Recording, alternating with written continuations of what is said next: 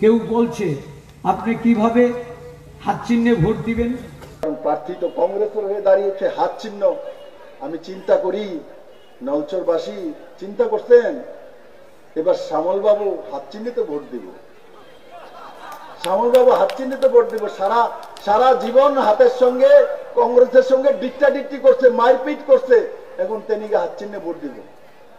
আর মানিক সরকারের তো দুর্গতি, 4 বারের মুখ্যমন্ত্রী, পলিট ব্যুরোর সদস্য, শেষ বয়সে 74 বছর বয়সে ওনাকে হাত চিহ্নিতে ভোট দিতে হইব। চিন্তা করলে মাথা ঘুরায়নি আপনারা? মাথা ঘুরায়? আমার যেটা মনে করি যে মানিক সরকার ভোটিং দেওয়ার জন্য, ভোট করার জন্য যাবেন না, আমি যতটা বুঝি, কারণ কি শেষ বয়সে এই প্রায়শ্চিত্তটা উনি করতে পারবেন না। কেউ বলছে আপনি কিভাবে হাত চিহ্নে ভোট দিবেন, কেউ বলছে আপনি কিভাবে কাস্তে হাতুড়িতে ভোট দেবেন। ভয় পেয়েছেন, এটা তো আমরা আগে থেকেই বুঝে গেছি। এই রাজ্যের প্রধান বিরোধী দল এই বিধানসভা কি করলেন, রাতারাতি বিরোধী দলের সঙ্গে হাত মিলিয়ে ওই বিরোধী দলটাকে নিঃশেষ করে দিলেন। আর কিভাবে আপনাদের এই সক্ষতা হলো? 1.5 জনের মন্ত্রিত্বের স্থান, আর রাজ পরিবারের যিনি আদিবাসীদের সুপ্রিমো বলে এতদিন লড়াই খেলেছিলেন, আদিবাসীদের নিয়ে তাদের স্বার্থের কথা বলে কতগুলি মধুর শব্দ তাদের উপর ছুড়ে দিয়েছিলেন। 1 last fight, no compromise, constitutional solution। আজকে প্রশ্ন করবেন না আপনাদের কি সলিউশন এই আদিবাসীদের জন্য? আদিবাসীরা তো এই রাজ্যের মানুষ। আমরা তো বলেছি যে 125তম সংশোধনীর মাধ্যমে আমরা এডিসির ক্ষমতায়ন করব। এডিসির মধ্যে যাতে অর্থ বরাদ্দ করা যায় সেই লক্ষ্যে আইন প্রণয়ন করব।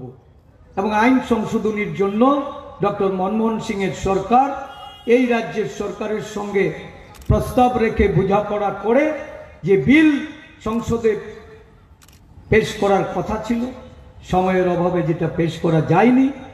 10 বছর কাটিয়েছে বিজেপির এই কেন্দ্রের সরকার, ফিরেও তাকায়নি।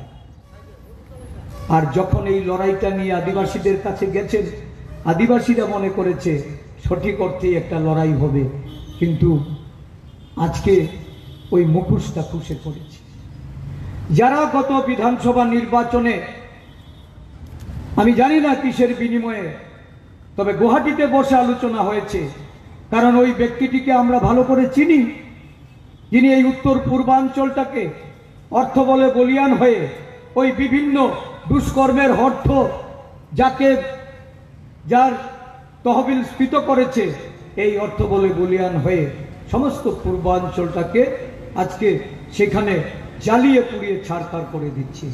সেই লোকের সঙ্গে বসে বোঝাপড়া করে যখন সেফ পেসেস করে দিল, 42টি আসনে প্রতিদ্বন্দ্বিতা করে আজকে 39% ভোট পেয়ে যারা সরকারে বসেছে, দেশের 61% ভোটাররা তাদেরকে ভোট দেয়নি। এই রাজ্যের 61% ভোটাররা তাদের ভোট দেয়নি।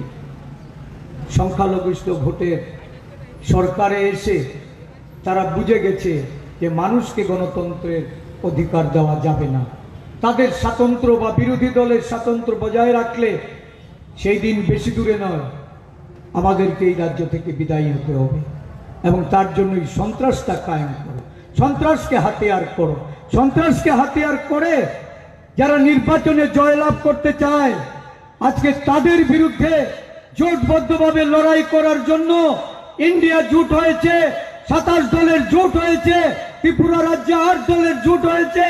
কারণ আমাদের কাছে মানুষ বড়, রাজ্যের মানুষ বড়, দেশের মানুষের স্বার্থ বড়। আমরা চিহ্নের মধ্যে সীমাবদ্ধ নেই, ভয় পাবেন না। কংগ্রেস কমিউনিস্ট যারা করেন, যারা এই রাজ্যের কংগ্রেস কমিউনিস্টের মন্ত্রে বিশ্বাস করে দীর্ঘদিন রাজনীতির ময়দানে আছেন, তারা বিজেপিকে চিনে ফেলেছে। তাই তারা কিভাবে ভোট দেবে আপনাদের মাথা ব্যথা নয়, আপনারা আপনাদের কেন্দ্রীয় নেতৃত্বে বলুন যে গণতন্ত্রকে শ্রদ্ধা করুন, মানুষের গণতন্ত্র হরণ করবেন না, মানুষকে ভোট দিতে দিন। দল বেঁধে মানুষ ভোট দিলে দেখবেন পরিণতিটা কি, বুঝতে পারবেন এই রাজ্যের মানুষ কোন পথে কোন দিশায় চলছে।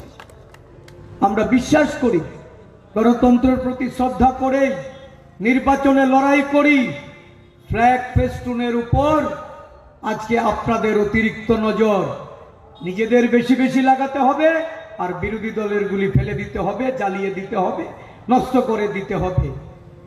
এই রাজ্যের মানুষ ফ্ল্যাগ ফেস্টুন যেমন তারা মনে করেন যে একটা নির্বাচনী প্রচারে সেটাকে ব্যবহার করা প্রয়োজন, আর যখন তারা দেখেন যে বিরোধী দলের প্রচার সজ্জা নষ্ট করে দিয়ে, বিরোধী দলের প্রচারে বাধার সৃষ্টি করে যারা নির্বাচনে জয়লাভ করতে চায় তাদেরকে কিন্তু ক্ষমতায় ফেরাবে না, তাদেরকে ক্ষমতাসীন করবে না।